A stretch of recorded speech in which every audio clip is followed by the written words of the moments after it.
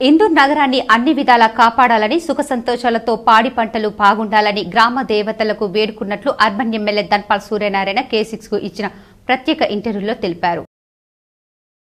నిజామాబాద్ లో ఊర పండగ సందర్భంగా సిపి కల్మేశ్వర్ ఆధ్వర్యంలో 400 మంది పోలీసులతో భారీ భద్రతను ఏర్పాటు చేశారు.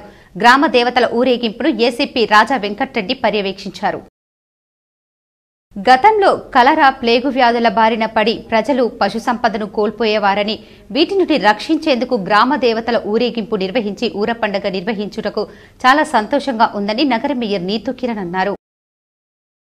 గత 80 ఏళ్లుగా నిజామాబాద్ నగరంలో గ్రామ దేవతల ఊరేగింపు ఊర పండగను సర్వ సమాజ్ కమిటీ ఆధ్వర్యంలో నిర్వహించడం చాలా సంతోషంగా ఉందని నగర కాంగ్రెస్ పార్టీ అధ్యక్షులు కేశవేణు తెలిపారు.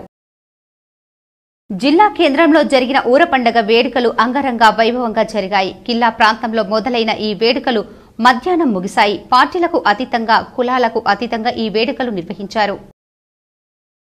కామారెడ్డి జిల్లా బాన్సువాడలో ఎల్లమ్మ బోనాలు ఘనంగా నిర్వహించారు. మహిళలు బోనాలు ఎత్తుకొని పాత బాన్సువాడ నుండి కోటగల్లి ఎల్లమ్మ గుడి వరకు బోనాలు సాగాయి. MLA Pocharam Srinivasa Reddy, agro industries corporation chairman Kasula Balarath ఈ కార్యక్రమంలో పాల్గొని బోనం ఎత్తుకున్నారు.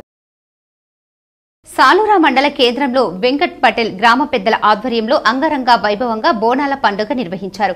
వెంకట్రెడ్డి ఇంటి నుండి బోనాలతో గ్రామంలో ఊరేగింపుగా చిన్న పెద్దలు భారీ సంఖ్యలో పాల్గొన్నారు. బోధన్ నియోజకవర్గ బ్లాక్ కాంగ్రెస్ అధ్యక్షుడు మాజీ జెడ్పీటీసీ బిల్లా రామ్మోహన్ జన్మదిన వేడుకలు ఆదివారం మండలంలో ఘనంగా నిర్వహించారు.